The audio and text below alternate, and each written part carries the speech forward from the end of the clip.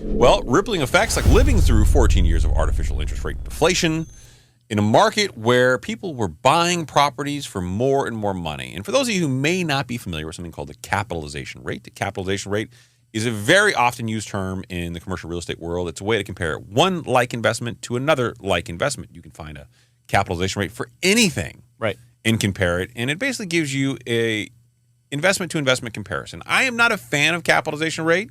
People in commercial real estate will probably, send me hate mail for saying that.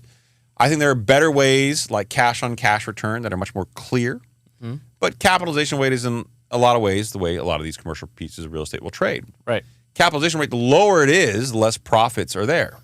A great example of a way you can look at this in the commercial real estate world is if you have a cap rate of 2%, mm-hmm. that's about how much money you're going to make on your money. Now, 14 years ago, up until now, loan rates got really low.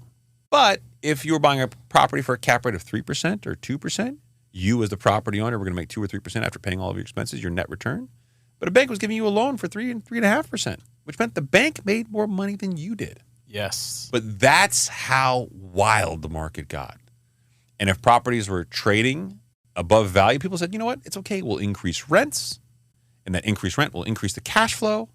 It'll improve the cap rate. And over time, I will make more money. Right. And that's what they were banking on. Banking on is a good choice of words. From the Wall Street Journal, office around America hit a new vacancy record. And if you look at this chart, it is wild.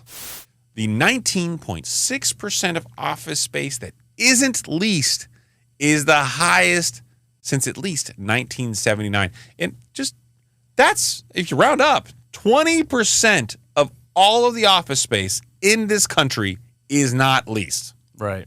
And I feel like in some large metropolitan areas, that number is significantly higher.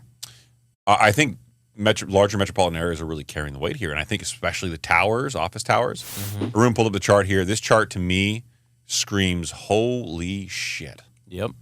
And around 2000 to 2001, you see a very, very significant dive down in vacancy rate to just around 8%. And the reason why, you have the dot-com boom. Right. So everybody was getting office space. So from the article here, it says that easy lending fueled a construction boom, particularly in the South, where land was cheap and red tape sparse. Banks often financed speculative office projects that didn't have any tenants signed up. So what does that mean? So how could they would lend on these properties with no tenants? Speculative building means you're basically building and you're speculating, they just say spec, on the future incomes, right? And what they do is they look at like properties, so comparables. Similarly situated properties in the market. What are they earning? What are their rents? What rents can you likely obtain? Mm-hmm. And they would underwrite you based on what they think you can do in the market. Now, that's risky. A seasoned conservative lender might say something to the effect of, hey, we don't underwrite to future rents in place or pro forma projections. We only underwrite to actual rent in place. So you need to get your building leased up prior to the finishing of construction, right? Or you need to get it leased up prior to us financing you and taking out your loan after construction's done. And sometimes what they'll do is if like some of the tenants are in place, what they'll do is they'll give you a loan and request a holdback, right? Where they hold back a certain portion of the loan amount and give you time to lease up the remainder of the tenants. And once you can provide that those tenants have now leased up, and the property's been stabilized, meaning that the tenants have been in place for several months. It's not, and the tenants are quote unquote considered seasoned, meaning they've been there and they're going to continue to stay there. Then the bank will release the remainder of the funds. So let's get into the data a little bit here. America's offices are emptier than at any point in at least 4 decades. Longer than Saied and Haroon have been alive. You too, man. Nope. I am 1979, bro.